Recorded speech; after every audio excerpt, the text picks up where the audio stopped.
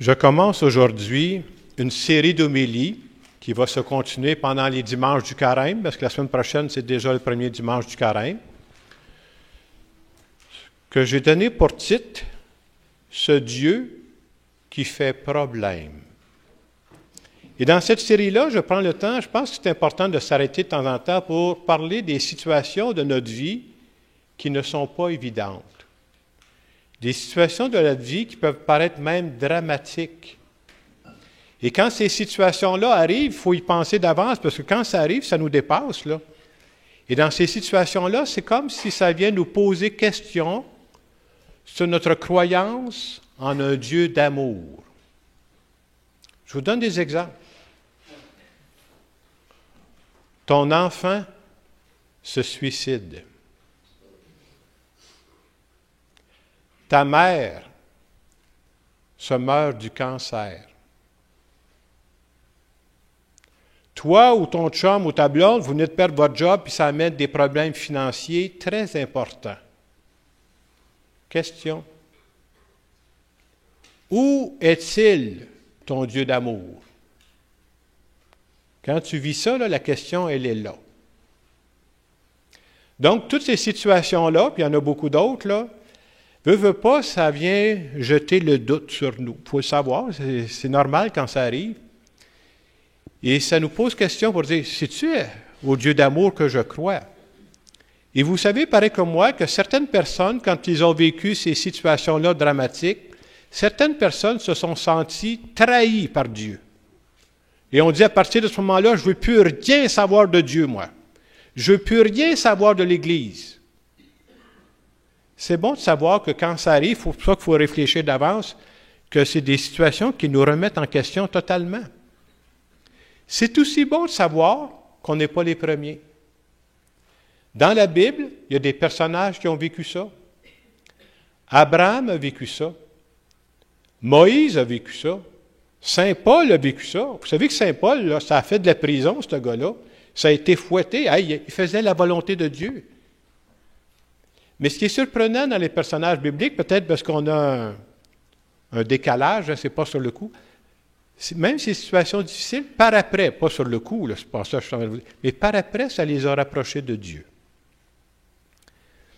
Alors, si je commence cette série d'homélies là avec vous, j'avoue que je ne ferais pas ça si je viendrais d'arriver dans la région, ça fait 2 semaines, ils m'ont dit quel genre de malade on vient de frapper, là. Mais c'est important de se poser ces questions de fond-là. Et je vous invite aussi parce qu'il va y avoir un suivi dans tout ça. Si jamais vous manquez une fin de semaine de ça, vous savez que vous pouvez maintenant aller voir les homélies sur notre site égliseenmarche.org parce qu'il va y avoir un ensemble de tout ça qui va se suivre. Et pendant toutes ces homélies-là que je vais faire pendant le carême, il y a trois principes qui vont nous accompagner. Aujourd'hui, je vais juste vous présenter les principes, puis après ça, on va voir des applications. Premier principe. Ce n'est pas surprenant que nous ayons de la difficulté à comprendre Dieu. Pourquoi? Parce que Dieu et nous ne sommes pas dans la même ligue. L'exemple qui m'est venu, c'est le suivant. Vous ne savez peut-être pas, mais moi, là, j'ai joué au hockey. Puis oui. Le Canadien de Montréal joue aussi au hockey. Ça s'appelle le hockey dans les 2 circonstances. Ce n'est pas exactement la même ligue, là. Le Canadien ne m'a pas appelé encore. Je vous dis ça parce que c'est la même chose entre Dieu et nous. Dieu, c'est quelqu'un qui a une sagesse complète. C'est quelqu'un qui a une vision totale de la vie. Tandis que nous avons une sagesse et une vision de la vie limitée. Ce n'est pas surprenant qu'en certaines occasions, il nous manque des détails. On dit ça même dans notre vision. Hein? Tu dis, il y a toujours des angles morts, là, je ne le vois pas, mon doigt, là. Mais c'est vrai pour l'ensemble de la vie, là. Donc, cette vision-là qui est limitée.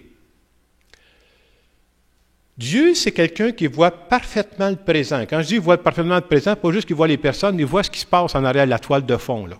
Dieu voit parfaitement le passé. Dieu sait exactement l'avenir. Moi, là, je regarde le présent, puis il m'en manque des bouts. Je me rappelle le passé, mais j'en perds des aspects. Puis je ne connais pas l'avenir, moi. Essayez de penser, si moi, là, je connaissais l'avenir, là, si je savais exactement ce qui va se passer dans 2 ans, dans 5 ans, dans 10 ans, ça viendrait changer ma façon de prendre des décisions aujourd'hui, moi, là. Hey, je sais que je m'en vais là, je vais prendre une décision en conséquence, hein. Mais ce n'est pas notre cas. Je vous dis ça parce que quand arrivent des moments difficiles, puis c'est de ça que je veux parler, des situations un peu dramatiques de la vie, bien, il faudrait être capable de se dire, là, à ces moments-là, la vie semble ne pas avoir de sens. Puis c'est normal qu'on pense ça. Tu dis, voyons, ça n'a aucun bon sens ce que je suis en train de vivre là. Le danger, c'est de tirer la conclusion, Dieu, il n'y a pas de bon sens. Non, c'est 2 choses, là. Moi, je ne vois pas le sens. Moi, il y a une dimension qui m'échappe. Mais si je suis en train de vivre ça, Dieu peut avoir du bon sens. Il peut continuer de m'accompagner. Donc, première chose qu'on peut retenir.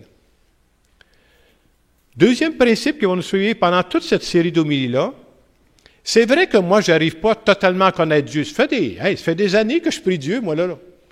Mais est-ce que je peux dire que je le connais totalement? Pas du tout. Et ça me dépasse. Mais graduellement, je peux le connaître de plus en plus. Une autre façon de le dire, là, Dieu ne joue pas à la cachette avec nous. Ah, je le révélerai pas tout. Non, non. Dieu, son but, c'est pas de jouer à cachette avec nous, là. Dieu veut qu'on le connaisse de plus en plus. Mais comme on disait dans l'Évangile, un aveugle, peut-il guider un autre aveugle? Bien, ça serait mieux de prendre une autre façon, hein. Ça ne marchera pas. Ce que sont en train de nous dire, c'est que moi, par mes seules forces à moi, je ne serai jamais capable de connaître totalement Dieu sans aide. Je suis un aveugle, moi, quand on ne m'aide pas. Mais ce qu'il y a de spécial dans la foi des chrétiens et des chrétiennes, c'est que nous croyons que Dieu a choisi de se révéler à nous. Pas de se cacher. Il a choisi de se révéler à nous. Et comment Dieu fait ça, de se révéler à nous? Bien, ça fait des siècles qu'il a commencé à se révéler. Une des premières révélations que Dieu a fait, il s'est révélé à un peuple particulier qu'on appelle le peuple juif. Et quand on regarde le peuple aller au cours de son histoire, on reconnaît que Dieu est en train de se révéler, puis il déforme aussi des fausses idées de Dieu. C'est pour ça que vous remarquerez à la messe, on va entendre des textes qui sont tirés de l'Ancien Testament pour dire, regardez où le peuple s'est planté, là, essayez de ne pas faire la même erreur. Dieu nous a dit, c'est pas ça, là, vous avez une mauvaise vision de Dieu. Ensuite, Dieu s'est révélé parce qu'il a envoyé son Fils sur la terre, son Fils Jésus. Et Jésus, ce qu'il est venu faire sur terre, entre autres, c'est qu'il est venu défaire un paquet d'idées fausses qu'il y avait sur Dieu. Puis des fois, nous autres, on pense que c'est juste dans les autres siècles qu'il y avait des idées fausses sur Dieu. C'est pas vrai. Encore aujourd'hui, il y a des idées fausses sur Dieu. Qu'est-ce que les gens pensaient à l'époque de Jésus? Ils pensaient, toi, tu es malade, là? Tu sais pourquoi tu es malade? Dieu te punit. Tu as fait quelque chose de croche dans ta vie, là. C'est pour ça que tu es malade, là. Jésus dit nous dire, hey, c'est pas le Dieu que je vous présente, moi, là. Je ne crois pas à ça du tout, là. C'est important de se dire ça, là. Jésus est venu nous présenter un Dieu d'amour. Un Dieu qui nous aime pas de temps en temps. Un Dieu qui nous aime tout le temps. Oui, mais apparemment, ça ne va pas bien dans ma vie. Il m'arrive une balle. Est-ce que Dieu m'aime encore? Oui. C'est ça qu'il est venu nous présenter. Et c'est pour ça qu'on a besoin de réfléchir d'avance, parce que quand ces événements dramatiques-là arrivent, on est secoué tout le monde, là. Puis moi aussi, là, je ne suis pas à part de vous autres, là, je parle, mais moi aussi, je suis secoué quand ça arrive, là. Le troisième principe qui va nous suivre pendant toutes les homélies que je vais faire dans cette série-là, ce Dieu qui fait problème, là, je voudrais vous dire qu'il y a une énorme différence entre ce qu'on appelle la volonté de Dieu. C'est quoi la volonté de Dieu? Entre ce que Dieu veut et ce qui se vit sur la terre présentement. Dieu a créé des êtres libres. Mais les humains n'utilisent pas toujours la liberté dans le bon sens. Puis quand je dis les humains en général, c'est pas juste en général, c'est nous autres, là. Des fois, moi, je fais le mal. Il peut y avoir des conséquences pour les autres, là. Donc, Dieu nous a créés libres, mais il y a des conséquences à ça.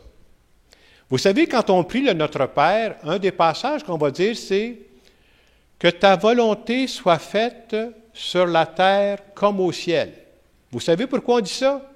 Parce que ce n'est pas fait. La volonté de Dieu est présentement sur terre, ce n'est pas comme au ciel. Au ciel, les problèmes vont être réglés. Là. Mais on a hâte d'arriver à ça. Là. Donc, présentement, on est en cheminement vers ce que Dieu veut. Pourquoi je vous conte tout ça? C'est pour éviter que dans certaines circonstances, on dise des paroles qui n'ont pas d'allure. Et encore, moi, j'ai entendu ça, ce n'est pas juste des histoires anciennes. Là. J'ai entendu des paroles qui n'ont pas d'allure sur Dieu. Je vous donne un exemple. Une fille qui se fait tuer par un chauffeur en boisson. C'est terrible, s'il vous plaît, ça, quand ça arrive. Des phrases que j'ai entendues, son heure était venue. C'était la volonté de Dieu. Bien, je m'excuse, là. Je ne crois pas à ce Dieu-là. Ce n'est pas le Dieu d'amour, là. La vraie raison, ce n'est pas ça. C'est quoi la vraie raison? La vraie raison, c'est qu'il y a un chauffeur qui a mal utilisé sa liberté. Moi, ici, si je me promène, puis ça donne bien, il y a une école dans le coin, je vais me promener avec mon auto, puis je vais rouler à 150 km/h. C'est sûr qu'à un moment donné, qu'est-ce que je vais faire? Je vais frapper quelqu'un. Mais qu'est-ce que je fais? Je ne suis pas responsable quand je fais ça. Je suis un irresponsable. Alors, le chauffeur qui a tué cette fille-là, c'est lui qui n'a pas utilisé sa liberté. Ce n'était pas la volonté de Dieu. Il faut faire attention pour ne pas appliquer à Dieu des choses qui ne viennent pas de Dieu. C'est ça que je veux dire. Je veux vous dire parce que dans ce temps-là, les gens vont dire, si c'est ça Dieu, moi je ne veux rien savoir de ce Dieu-là. Là. Nous croyons au Dieu de Jésus-Christ, au Dieu qui nous aime, au Dieu qui m'aime tout le temps, Dieu qui m'aime dans mes beaux jours, Dieu qui m'aime dans mes mauvais jours, Dieu qui ne m'envoie jamais promener, Dieu qui veut toujours mon bien. Mais c'est vrai qu'il faut réfléchir d'avance à des situations qui peuvent nous arriver, sinon on est porté à décrocher de Dieu. Alors, en ce premier dimanche de la série d'homélies, c'est ce que je voulais vous dire, mais on va voir différentes situations au cours de ces semaines-là pour nous rappeler auquel Dieu nous croyons. J'ai choisi de croire au Dieu de Jésus-Christ, au Dieu qui se révèle aujourd'hui. Ça veut dire quoi? Si c'est vrai qu'il continue à se révéler, Dieu nous parle aujourd'hui, là. Ça veut dire qu'il faut que je prenne du temps pour l'écouter, moi, là. Et comme je le disais au début de la messe, moi, ce qu'il me dit présentement, c'est pas la même chose qu'il me disait il y a 5 ans, là. Ben oui, je suis en train de vivre des nouvelles choses, moi, là. Fait qu'il m'accompagne dans ce que je vis. C'est ce Dieu-là qu'on vient prier à chaque dimanche. Je vais terminer ici, et en terminant, j'aimerais faire une prière en notre nom à tous.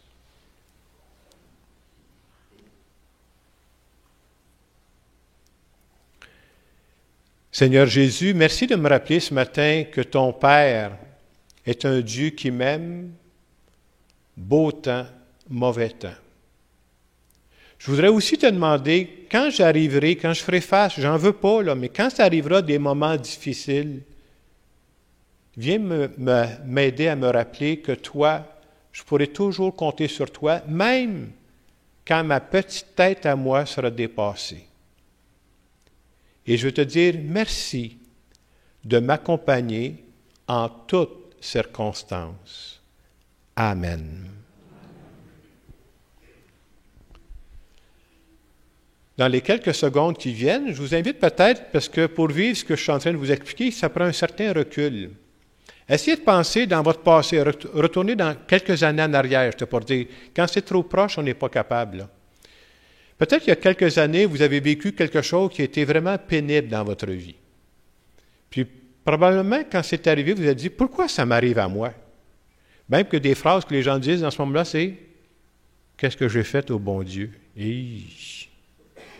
Est-ce que maintenant, avec du recul, je comprends de voir que oui, c'était difficile, oui, c'était pénible, oui, peut-être je n'ai même pas encore tout compris pourquoi, mais je crois quand même que le Dieu d'amour m'accompagnait. Je vous laisse quelques instants pour regarder ça avec Dieu.